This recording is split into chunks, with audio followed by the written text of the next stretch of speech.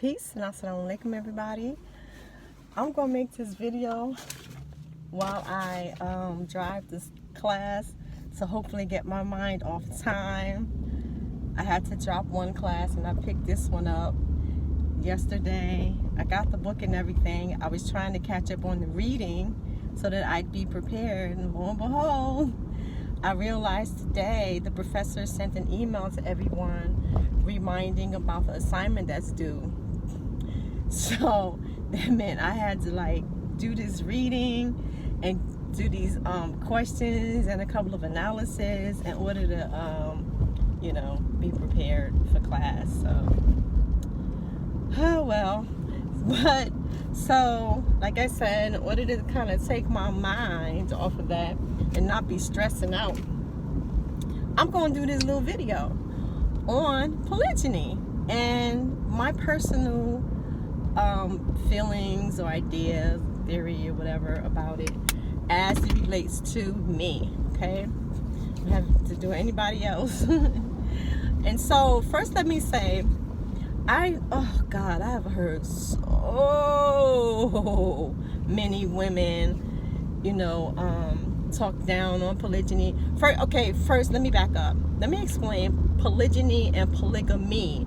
You always hear folks talk about polygamy and polygamous, like we're talking about Mormons or certain Mormons, and just people who practice the men having multiple wives. That's not polygamy. It is polygamy, but this is the difference. Polygyny only has to do with husbands who take more than one wife or who have more than one wife. Polygamy can be either way. So it can be a man who has more than one wife or a wife who has more than one husband. We ain't talking about hoeing around. That's not what this is. We're talking about marriage in a sense, okay? Societies that practice polygyny, they're not just running from this person to that person, having sex, being together for a few years or whatever, if that long, and then moving on. That's not what that is, okay? So let's set that straight, because there are a whole lot of people who claim to be polygamous, or they've sort of changed the term, I suppose, to polyamorous or what have you. That's something different. I'm talking about marriage, and how, again, polygyny, how I understand it, what I think about it. So I've heard so very many women over the years look down on polygyny, like I would never do that and all the kind of stuff. They annoy me. I'm hungry, I'm sorry. They annoy me because I venture to say the vast majority of women deal with their men cheating on them, running from this woman to that woman. If it's once a year, once every 5 years, 10 years, whatever. And Lord knows so many babies are born outside of marriages. It's ridiculous. What I guess they're saying is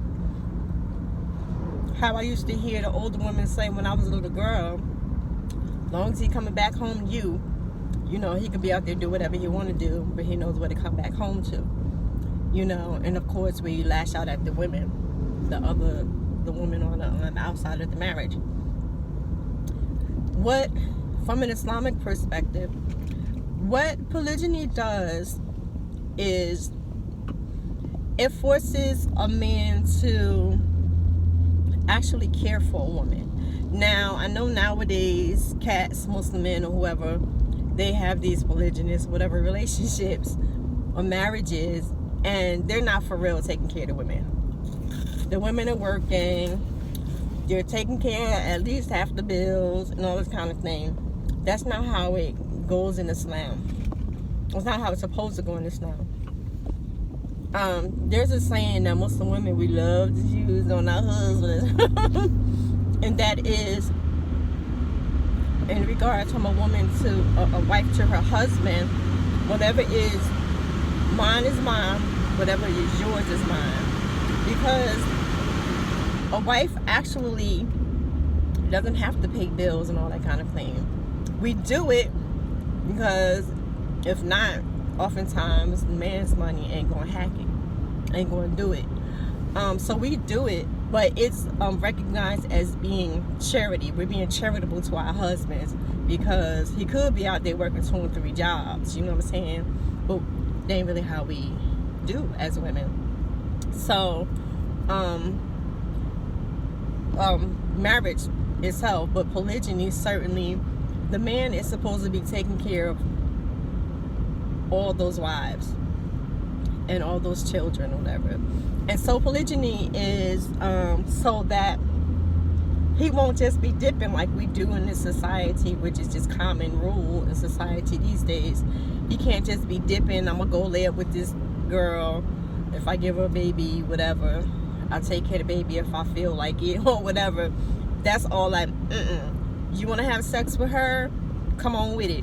Bring that dowry, bring the marriage, bring all those sorts of things. You're going to have to take care of her. So is because it's almost like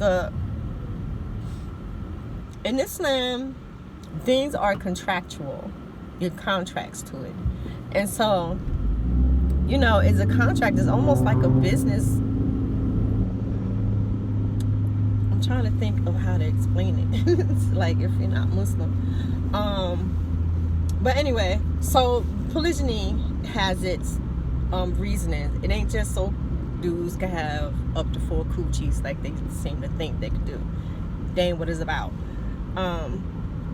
So anyway, because I'm almost to school, I can revisit this whole polygyny from Islamic perspective if you want me to go deeper into it. But for me personally, I don't have a problem with polygyny whatsoever. I never have. What I have a problem with is how jokers go about it. That's to me is the problem. But polygyny itself, it for me is ideal, especially at this age. My last husband and I, we actually we were married several years, but we lived in different states, and I was fine by me. I liked it. And you know, for me, I'm like a confident woman. I'm ambitious too, a great deal, even though I do love to procrastinate, and because I like spending time with myself. But I don't want to have a man in my space all the time. I don't want to have to. First of all, I can't bring anybody to my house out of respect for my family. We have a certain way of being. My children always, they like to joke and stuff about my family, even my extended family to a degree.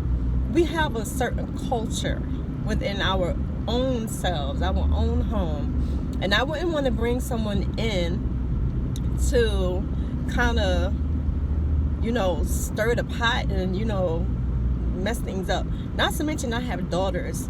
So I wouldn't want them to be uncomfortable. Now they got a cover. They can't walk around like they want to and all this kind of stuff. And then too, oftentimes, and definitely in my experience, I have a knack, good Lord, for meeting and getting with guys who they say they are one way or that they respect certain things about me. I think they just seem dope to the outside world and to them, or they feel it is going to sound dope to their friends, something like that. But when we get into a relationship, it's more of them trying to control me, passively or not, or, you know, they're not really about it. So for me, I would welcome, you know, in a peaceful situation where the other wife knows about me. Ain't gonna be none of that treating me like a side piece or, you know, disrespecting your wife. First of all, that is haram in Islam. But if no cash do it.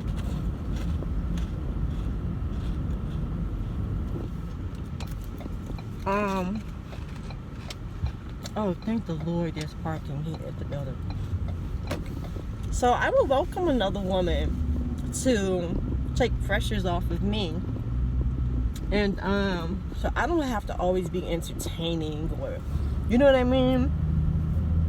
I'm not trying to have to cook all the time, though I like cooking and I enjoy cooking for my husband as well as serving my husband. I love having like a nice tray and all that kind of thing.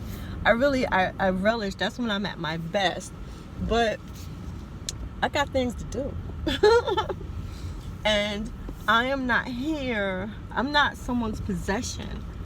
I'm not here to be all for, you know, my husband or whatever. And again, those are the type of jokers I don't know why. Well, like, of course I don't understand that's what it is initially, because you know, given the representative. But yeah, so polygyny is fine to me. I think, again, from an Islamic perspective, it's actually not for the man primarily. It's for the women and it's for the children. You know, again, we make it into these cats that, you know, trying to, there used to be whores, thank you. There used to be whores in the streets. And so they just bring that into Islam or into whatever, you know, they're saying they practice, like some ancient art form. Like, you don't do anything else that has to do with the Sunnah or Kemet, how do you say the word? Kemet, or anything else hardly. But you're trying to convince somebody. That's why you're trying to have multiple wives. Dang it. Oh, my hand hurts. This is ridiculous. No parking. So yeah, I don't mind that sort of thing. Now, of course, everybody got to make sure we are healthy, because you know, this ain't like some type of sex party type thing. You don't want to get anything. You know, what people don't understand is there are all sorts of ailments or issues that can be passed sexually, besides just, you know, the normal STIs and whatnot. So you have to be safe with that. Everybody has to be on board and be honest. You don't want there to be friction, because it's, the Quran makes it clear that marriage in Islam is about peace and tranquility. That's what it's supposed to be. It's supposed to be all this ratchetness, you know, calling up the woman, you married to my husband, or okay. Nah, I don't need none of that. Yeah, man, I mean, why not? And honestly, most men out here dipping anyway. I would be furious if somebody, you know, just lied to me or something like that. You're supposed to be my partner. You're the one I'm supposed to be able to depend on no matter what. You're the one I'm supposed to be able to come to, and vice versa. If there's no trust, loyalty for me is subjective, and you know, it's not always so cut and dry, but seems to not be loyalty or whatever, but trust. And you know, but anyway, I gotta go, I'm so late. But we hash this another time if you want. Peace.